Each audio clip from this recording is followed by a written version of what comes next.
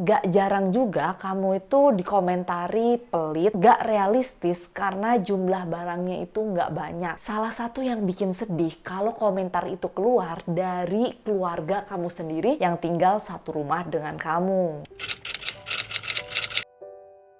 Menjadi minimalis itu nggak mudah karena kamu harus belajar buat mengubah mindset kamu, buat memilah barang yang mana yang sparks joy dan yang mana yang udah nggak sparks joy lagi. Belajar memilih kegiatan yang dilakukan sehari-hari biar kamu bisa lebih fokus dengan kegiatan yang benar-benar kamu senangi. Dan tentunya kamu perlu waktu yang sangat panjang, bahkan mungkin sampai seluruh hidup kamu biar jadi lebih baik. Buat diri sendiri aja nggak mudah, apalagi dengan kamu mengajak orang lain buat terjun juga menjadi minimalis. Gak jarang juga kamu itu dikomentari pelit, gak realistis karena jumlah barangnya itu nggak banyak. Salah satu yang bikin sedih kalau komentar itu keluar dari keluarga kamu sendiri yang tinggal satu rumah dengan kamu. Di video kali ini aku pengen ngebahas gimana sih cara biar bisa menjadi minimalis kalau kamu tinggal satu rumah dengan keluarga yang belum menjadi minimalis. Mungkin gak sih mereka beralih menjadi orang yang minimalis juga?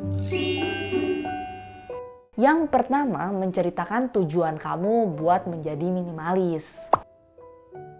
Tujuannya itu sebenarnya apa dan manfaatnya itu apa aja? Kalau aku, yang pertama, biar bisa enjoy the moment. Jadi kamu prefer buat mencari experience yang menarik dari hal yang kamu lakuin dibanding dari segi materi aja. Sebagai contoh, keluarga aku dulunya itu nggak terlalu suka berlibur. Mungkin karena mindset mereka kalau liburan itu pasti beli barang, ya ujung-ujungnya belanja. Terus setelah beberapa tahun kemudian aku lebih dewasa, aku udah kuliah, itu aku belajar gimana sih cara menyusun itinerary yang lebih baik. Komposisi buat belanja itu maksimal 30% dari seluruh perjalanan. Kegiatan dari 70% itu aku isi dengan ke museum, main ke taman, sekedar piknik, atau semua aktivitas yang menyenangkan yang bisa kamu habiskan bersama keluarga biar bisa senang-senang bareng. Soalnya kalau berlibur kan kita datang ke suatu tempat yang berbeda dari kota kita sebelumnya. Jadi belajar biar bisa menikmati kota itu dari sisi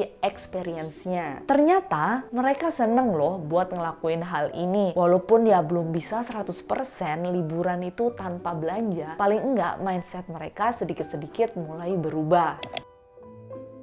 Terus karena aku dan keluarga itu adalah muslim, aku ngasih tahu tujuan dari minimalisku ini biar nggak takut dihisap. Karena semua barang terpakai dengan baik. Jadi ada beberapa barang yang aku maksud di sini. Misalnya barang-barang hobi, baju, alat-alat bebersih, dan semua barang lah yang ada di rumah kamu. Tapi biar lebih relevan buat kamu semua, aku akan ngomongin soal baju. Pandemi menyadarkan aku kalau sebenarnya baju yang aku gunakan setiap hari itu ya itu aja. Bener-bener tiap minggu bisa pakai baju yang sama. Oh ya, aku pernah bahas loh tips-tips membeli baju baru yang ada di videoku sebelumnya. Di sini ya, linknya aku taruh di description box. Membeli baju yang tepat sesuai dengan kepribadian dan kebutuhan kamu itu sangat penting. Jadinya gak menyanyiakan baju yang kamu punya. Hal tentang baju ini aku sampaikan ke seluruh keluargaku, walaupun ada juga yang belum bisa menerima dengan konsep seperti ini.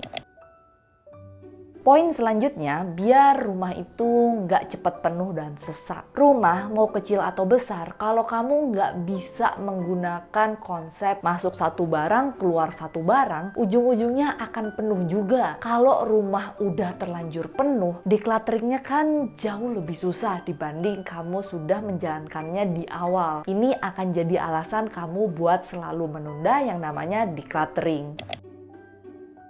Poin selanjutnya, biar lebih gampang dalam beberes. Banyaknya barang di rumah bikin kamu memerlukan waktu yang lama buat beberes. Karena tiap barang pasti memerlukan yang namanya perawatan. Perawatannya bisa mudah, bisa juga susah. Tapi semudah-mudahnya, kamu juga perlu yang namanya meluangkan waktu buat barang itu. Aku pernah ngomongin cara beberes yang optimal menurut aku, yang udah aku posting di videoku sebelumnya. Linknya aku taruh di description box. Poin selanjutnya, karena nggak bisa nabung. Kamu bisa menceritakan alasan kamu buat menjadi minimalis supaya kamu lebih bijak dalam mengeluarkan uang. Membeli sesuatu berdasarkan fungsi dengan kualitas yang baik. Jadinya barang yang kamu miliki itu bisa kamu pakai dalam jangka waktu yang panjang. Selain itu juga, kamu juga bisa nih ya menjelaskan alasan kamu mau menjadi minimalis. Salah satunya misalnya biar kamu nabung buat keperluan nikah atau buat dana pendidikan anak, walaupun sekarang kamu posisinya belum nikah ya. Pokoknya semualah yang menjadi prioritasmu saat ini. Yang kedua, dengan cara memberi contoh.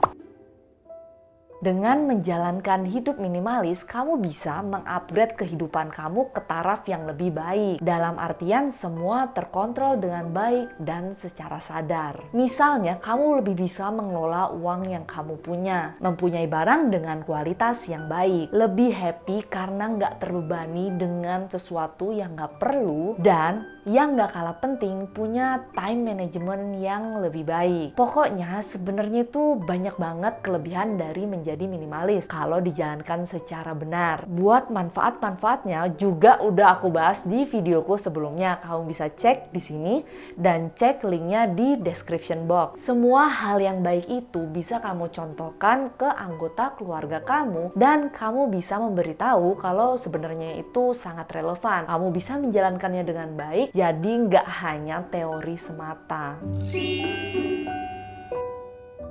Yang ketiga, bikin space yang berbeda dengan anggota keluarga kamu saat menyimpan barang.